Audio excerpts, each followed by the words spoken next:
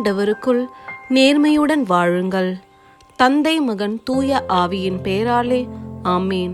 உங்கள் இதயத்திலிருந்து தியானிக்க உங்களுக்கான இன்றைய வசனம் தோபித்து அதிகாரம் 13 இறை வசனம் 7. உங்களுக்கு அவர் செய்துள்ளவற்றை இப்பொழுது எண்ணி பாருங்கள்.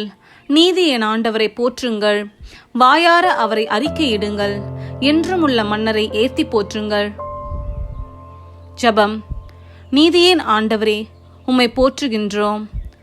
அப்பா, நீர் எங்களுக்காக செய்கின்ற ஒவ்வொன்றுக்கும் நாங்கள் நன்றி கூறுகின்றோம். என்றும் உள்ள இறைவா, நீர் செய்த அனைத்துக்கும் நாங்கள் நன்றி கூறுகின்றோம். நீர் செய்த அனைத்தையும் எங்களால் எண்ணி பார்க்கவே முடியாது. எங்கள் இதயம் துடிக்கும் ஒவ்வொரு முறையும் உமக்கு நன்றி நன்றி நன்றி என்று சொல்ல ஆசையாயிருக்கும் எங்களை கண்ணோக்கி பாரும். ஆமேன்.